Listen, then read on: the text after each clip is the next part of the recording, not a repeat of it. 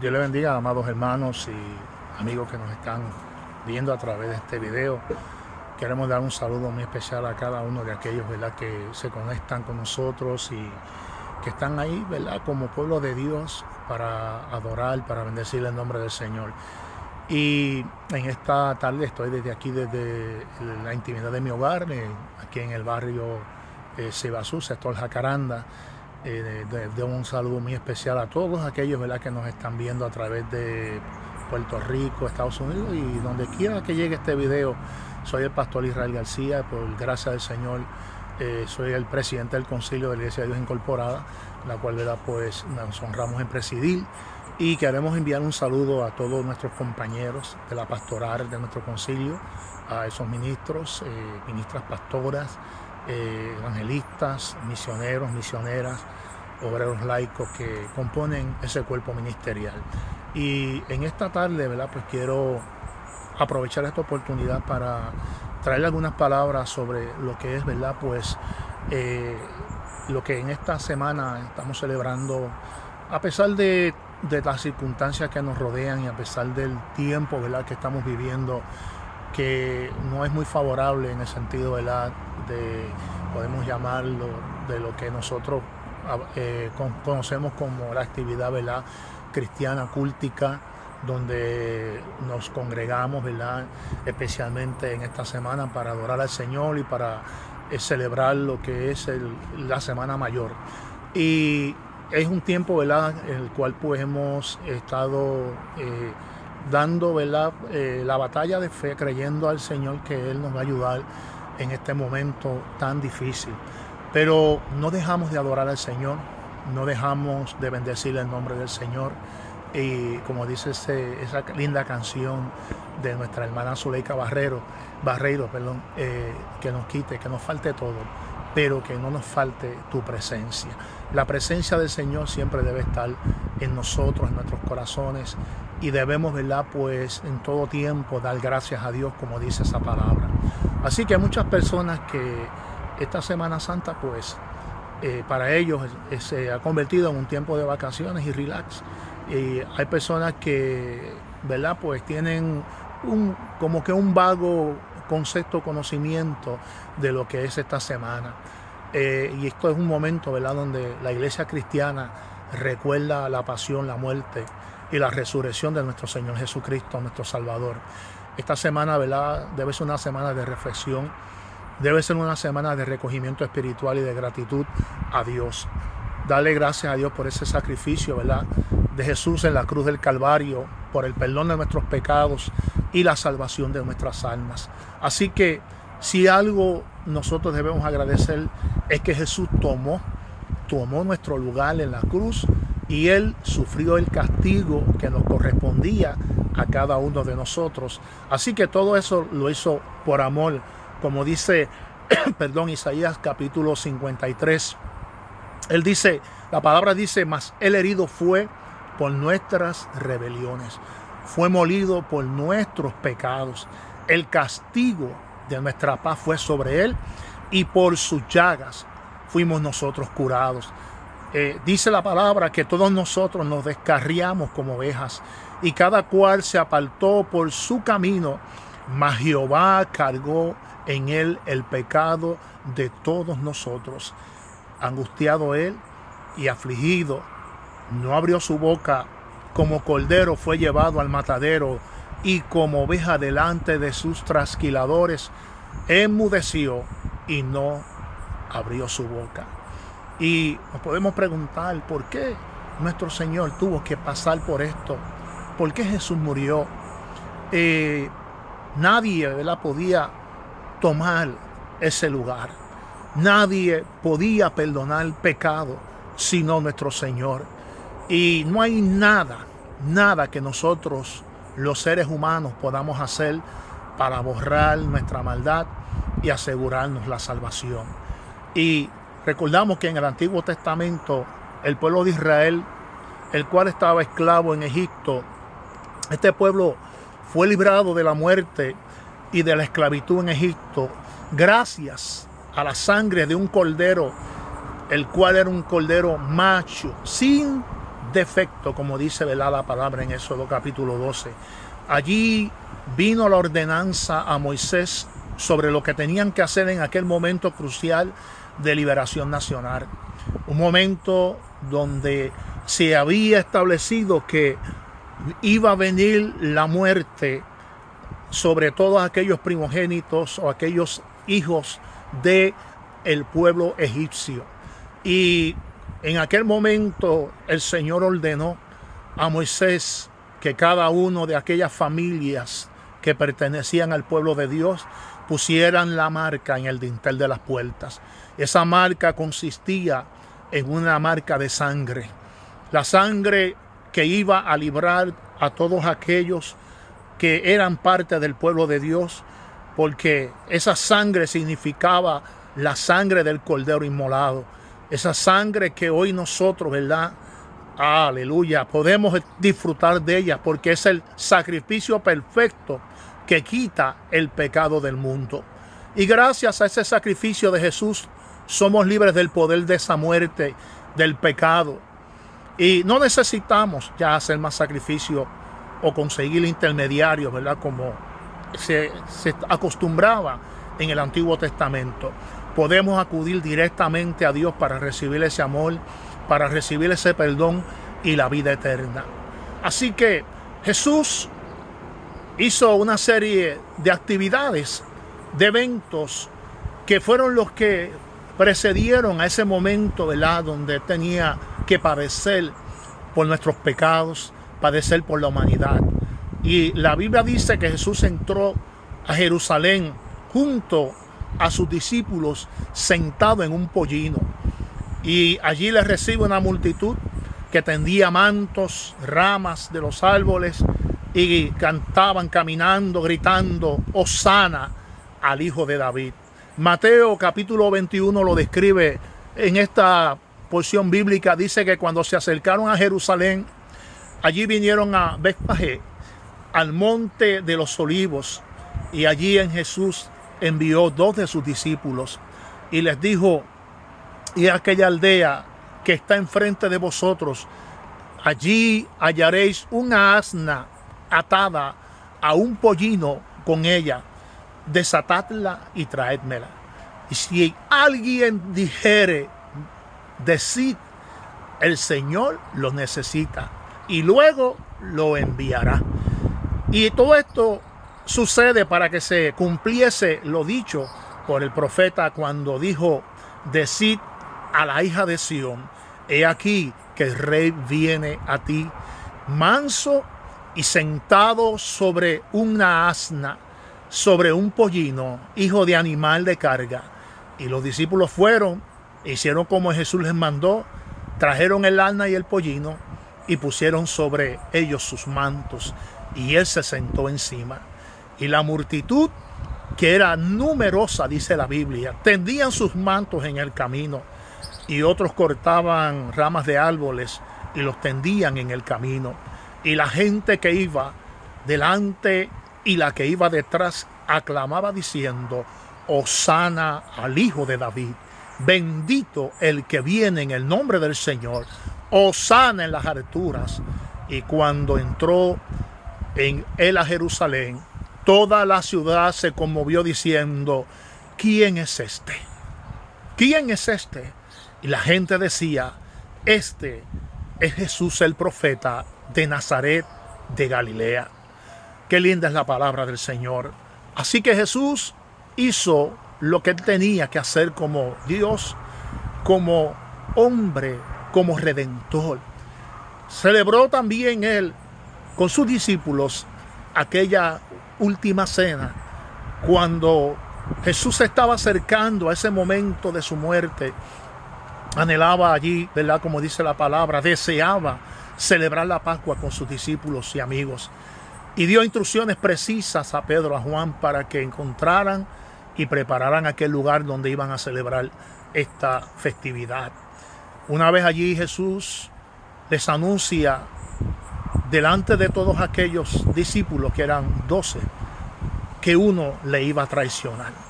Es fuerte, ¿verdad?, saber que dentro de aquellos que es el cuerpo el cuerpo que estaba con Jesús, la gente que estaba con Jesús, la gente que había visto a Jesús hacer maravillas, obras poderosas. En ese momento uno pudiera ponerse a ser ese traidor, pero todo esto era para cumplir la palabra que estaba escrita. Alabado sea el Señor. Pero aún así, sabiendo Jesús esto, continuó la cena con sus discípulos y con aquellos que él había convivido, había estado, había llorado, había reído, había compartido. Todos esos años de ministerio conocieron a ese Jesús. Allí tomó el pan, dice la palabra, que lo partió, lo compartió junto con la copa de vino, y dijo aquellas palabras que salieron, ¿verdad?, del corazón de Jesús. Algo tan especial que nosotros, la iglesia, hoy en día lo acostumbramos. Tomen esto, repártalo entre ustedes. Les digo que yo volveré a beber del fruto de la vid hasta que venga el reino de Dios. Tomó ese pan y dio gracias también. Lo partió, se lo dio a ella y dijo: este es mi cuerpo, el cuerpo que por vosotros es entregado. Hagan esto en memoria de mí. Y no siendo, ¿verdad?, suficiente con eso, Jesús hace un acto de humillación total. Y la Biblia dice que Juan establece que en esos momentos Jesús toma, ¿verdad?, una vasija, toma una toalla y se la ciñe y comienza a lavar los pies de sus discípulos y a secarlos con aquella toalla. Sabemos que Él hizo esto para darnos un ejemplo de humildad, para enseñarnos que nosotros venimos aquí para servir a otros. Él nos enseñó a ser humildes, nos enseñó a ser servidores, nos enseñó a mostrar ese amor y esa misericordia al mundo que anda en tinieblas, el mundo que está falto de amor, un mundo que también tiene que venir a los pies de Jesús y reconocerle como Señor de sus vidas.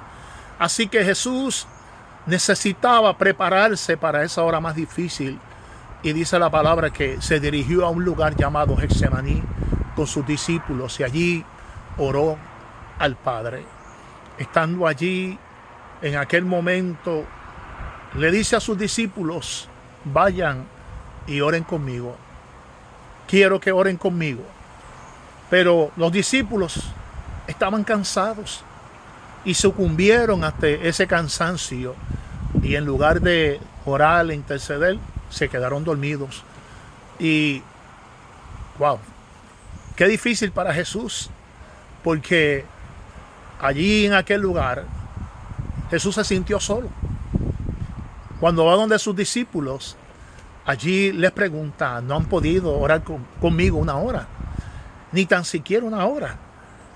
Y aquello, ¿verdad?, fue fuerte, porque cuando necesitamos ese apoyo espiritual, necesitamos esa unidad en el espíritu, muchas veces hay personas, ¿verdad?, que no están dispuestas a pagar ese precio.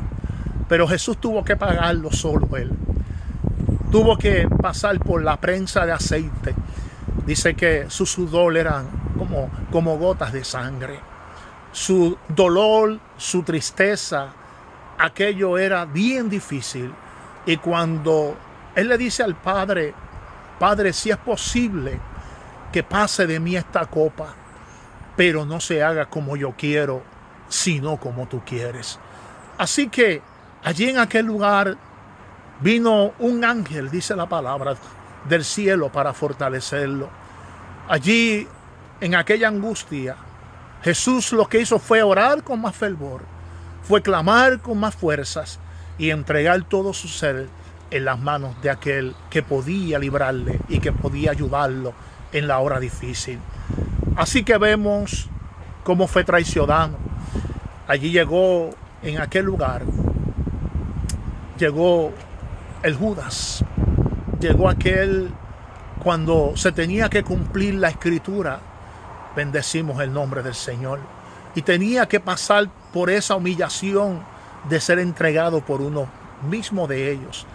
Pero nada de esto detuvo al hombre de Dios. Nada detuvo al postrel Adán, al que iba a limpiar, a inmolar el pecado del hombre. Así que se cumplió la palabra que dice el Salmo 41, capítulo 9, versículo 9, perdón. El hombre, aún el hombre de mi paz, en quien yo confiaba, el que de mi pan comía, alzó contra mí el calcañar. La muerte en la cruz era algo terrible, vergonzoso y doloroso. Y se utilizaba ¿para qué? Para aquellos que eran ladrones, malhechores. La muerte era una muerte lenta.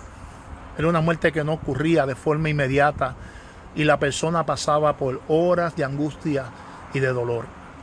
Además de ese dolor, era la humillación porque estaba desnudo. Jesús tuvo que soportar la burla casi constante de los que observaban o pasaban por aquel lugar. Sin embargo, Él no echó atrás. Soportó la cruz, soportó el dolor, soportó la humillación, soportó todo aquel escenario difícil. Todo lo que se decían: si eres el Hijo de Dios, bájate de esa cruz, sálvate, sálvanos a nosotros y sálvate a ti mismo. Pero eso era para que se cumpliera la palabra escrita, lo que decía Isaías capítulo 53.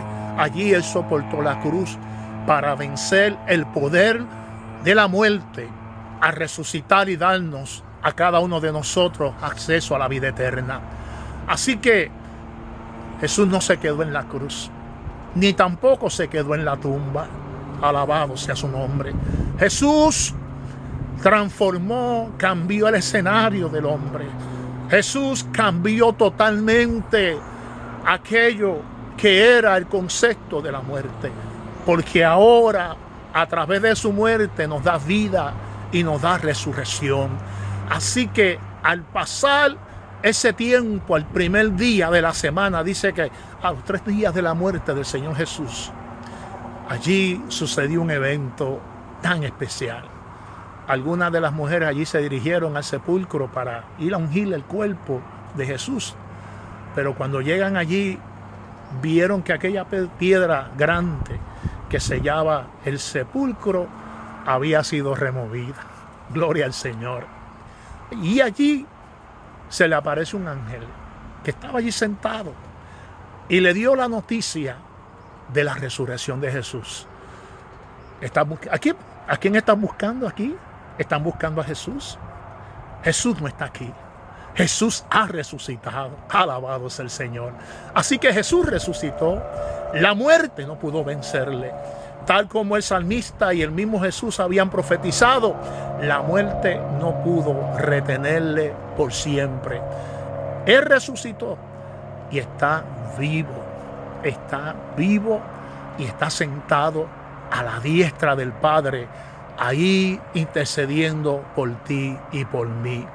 Así que, amado hermano que me escuchas, aquel atardecer del primer día de la semana, allí Jesús se le apareció a los discípulos reunidos.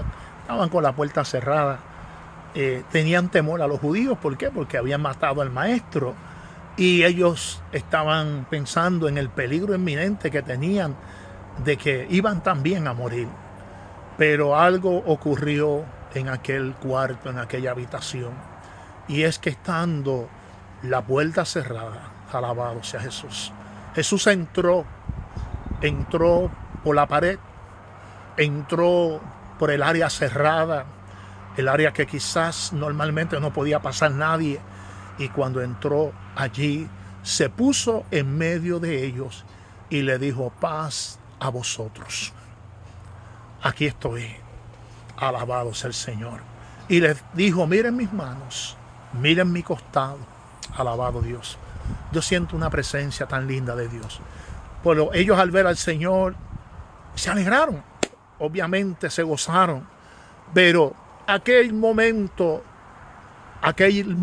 testificó Aquel momento fue la evidencia contundente, fue la prueba de lo que Jesús dijo, alabado sea el Señor, una prueba indubitable que no podía negarlo nadie.